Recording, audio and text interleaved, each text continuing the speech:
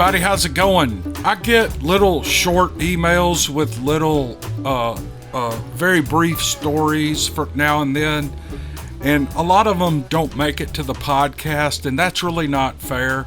So I thought what I'd do is start picking out some of these and do them real quick. No edit, don't spend any time on them. Just shine the camera on my ugly face and read them to you, because some of them are really interesting. And over the next foreseeable future, I don't know, occasionally I'll just go through and find these and just read them off just like this. No edit, no video edit, nothing. I'm just recording this. I'm going to put it straight up to YouTube. You guys can watch it. It's not very professional sounding. I like to do the audiobook style kind of recording, but move this mic a little closer. So this first story is from Ken, and he says, this story was told to me by my mother. I did get the chance to confirm it with her I did get the chance to see, you're going to get to see how I mess up every other sentence. This story was told to me by my mother. I did get the chance to confirm it with her father before he died. It happened in the Rio Grande Valley back in the early 1930s. He was camped along the Rio Grande River where he was working as a cotton or fruit picker. One night, he said, around 3 or 4 a.m., the camp was awakened by something prowling around. It was moving things. He said what he saw was a large human-looking being covered in long, dark hair. Of course, everyone was armed, and before he could react, someone else fired at the creature, and they missed.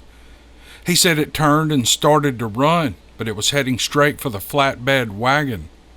It jumped over the wagon without slowing down, and the ground was soft where it landed. They were able to measure the tracks at 17 to 18 inches long. He couldn't remember which it was. That's about all I can remember now. It's been almost 50 years since I heard the story. My name is Ken, and you can use my name. Most people already think I'm crazy. And I hope you found this of interest and can use it on your channel. There you go, Ken. There's your story. Some of these are kind of choppy, so I may stumble through them. Just be patient with me. This next one is from Chad. 5 years ago, I visited my brother who lives in Illinois.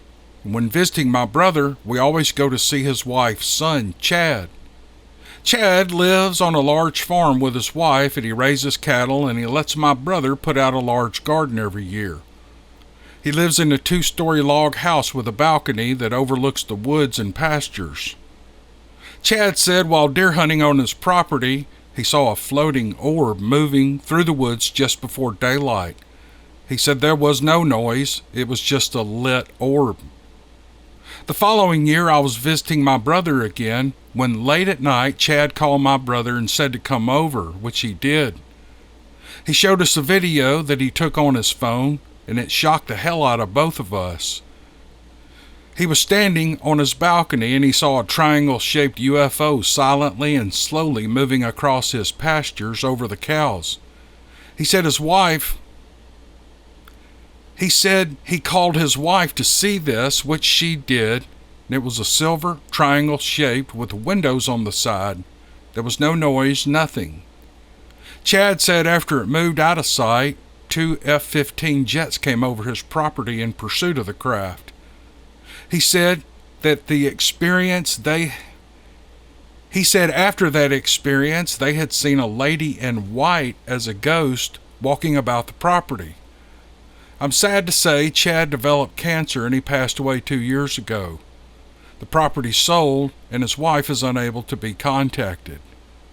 There has been a show on a cable channel about UFOs, and one episode was called UFOs over Illinois.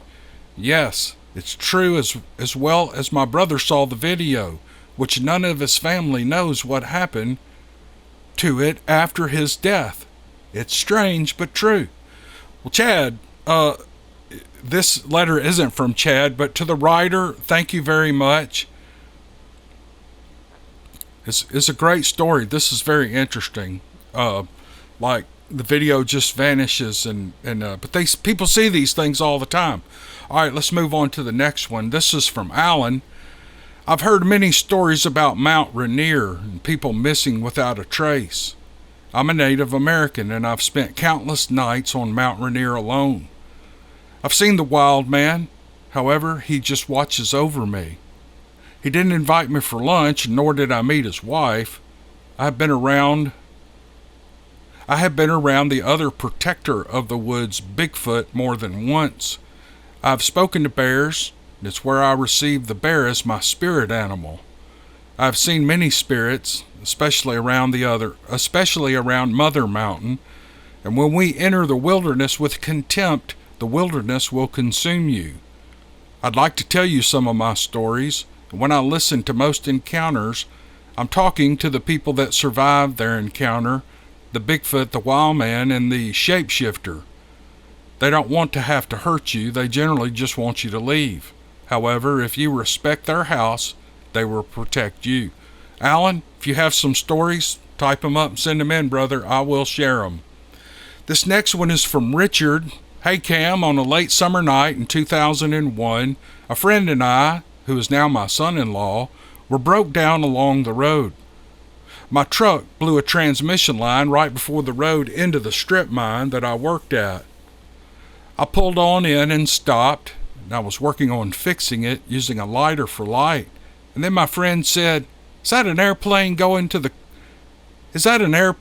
crash on top of us? And I looked up and I see a big bright light coming our way. We started to run away until we noticed that it was barely moving, and then it floated right over us, really slow and silent. 50 yards up, it was about 200 feet across and very bright. It floated over us. It floated over us across the road and across the creek, and then up the hill until it was out of sight. The whole thing lasted 10 or 15 minutes at least. We never could get a look at it because it seemed like it was a light pointed at us the whole time.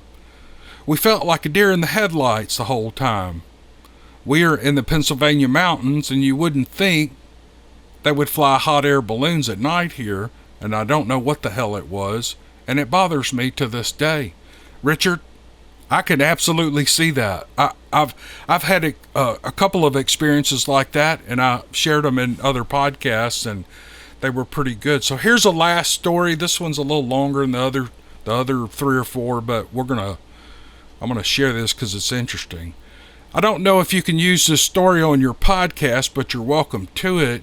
And it's a short one, but it's a strange one. I guess we can use it on our podcast, Danny. Here we go. It was 2 a.m. in the morning and the dogs in the neighborhood were going nuts. I live in a little community that is surrounded on all sides by woods. With all the dogs raising Cain, they woke me up, and I went outside to light up a cigarette, and I noticed the dog was out of the gate. I baby him, even though he is a big dog and can definitely take care of himself. I walked down the main street, and I found him the whole time the dogs were going nuts. I walked down the main street, and I found him the whole time the dogs were going nuts, similar to how they do when a person is walking down the street, but much more pronounced. I didn't think too much, because we have coyotes in the area. I started walking back home, and I noticed a figure on the other side of the street. I found that to be extremely strange because of the size, and I took it to be a child. That we do have people that go down the streets even at that time of the night, but we don't have children. I was thinking, what is this child doing at this time of the morning? My dog was trying to break free of the leash, and the other dogs were trying to climb the fence or break their chain. I have a spotlight because my eyes are not the best at night, so I had a clear view of everything around me, and as the figure came abreast of me, paying me no mind, even though I was probably 6 feet away, I noticed that it was definitely not a child. It was a Sasquatch, no doubt about it. It was a small one, and as the fear welled up inside of me, I'm thinking, there's probably bigger ones nearby. It ignored me and awkwardly, and I tried. It ignored me and awkwardly, I tried to ignore it. But as it got past me, I turned around and it literally disappeared in front of my eyes, slowly. I didn't smell anything. The creature acted like it didn't even see me, even though there's no way it could have missed me. And I'm really just trying to figure out if there's any other stories of people claiming to have seen Bigfoot that disappear. Thanks for your time, and you can use a story if it will help, although I know it's a very short one. There you go, Danny. You'll hear me stumble. That's the last one I'm going to do here, but I thought this would be fun. I can blow through. People can hear their stories, and you might detect why we do some editing on these. They're hard to read. Sometimes I get emails, and it'll be a 3,000 word story, and there will not be one bit of punctuation or capitalization in the whole story, and it's hard to just throw those up on a screen and just read them. You have to do some editing. But some of these, like these I just did, man, they're perfect. And if you don't mind me stumbling through them, I'll blow through these stories maybe a couple times a month and do a video like this. Okay, that's all I have. Thanks for watching. I appreciate you. I'm working on a really long, interesting, entertaining, scary, creepypasta kind of story. I also have another podcast. I have a couple of longer stories already recorded. I just need to edit those and get those up. So I've got pieces of stories everywhere, but look forward to this week and next week. Several good podcasts coming up.